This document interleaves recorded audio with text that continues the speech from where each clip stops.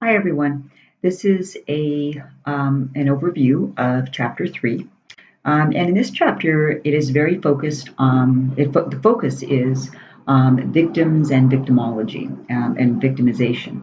And this is a fairly new area of study for criminologists and sociologists too.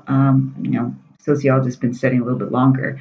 But for criminology, for sure, this is a newer area of study.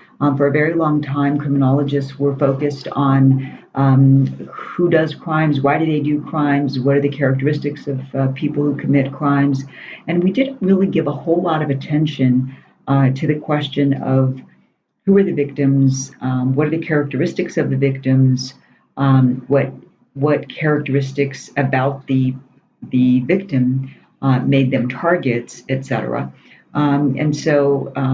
I think that it is important for us to consider not just crimes and who commits them and why they commit them, and etc. But we also should be thinking about victims and survivors of violent crimes because they continue to be a part of society. We may send someone to prison for having committed an egregious or heinous murder and maybe even impose the death penalty, although we don't put anybody to death right now in California.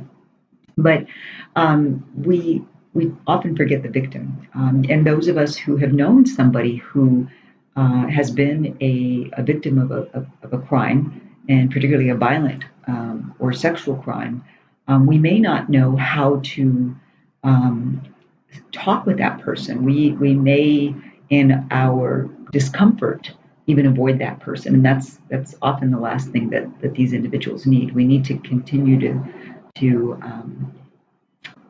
keep them in our circle of friends and family. So, having said that, you will consider what are some of the societal costs of victimization, because there are societal costs for certain. If someone is the victim of a brutal physical assault, that's time lost from work, from family, from friends.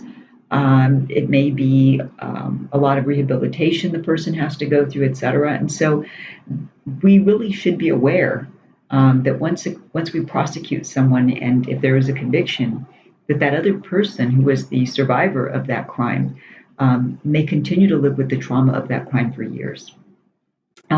Also, there are several theories that you'll consider in regard to victims. And there's also a section about caring for the victim and what do we as a society do now that we're more focused on survivors and victims of violent crimes. There are a couple of videos, there are some discussions, and of course, as always, everything can be found in the module.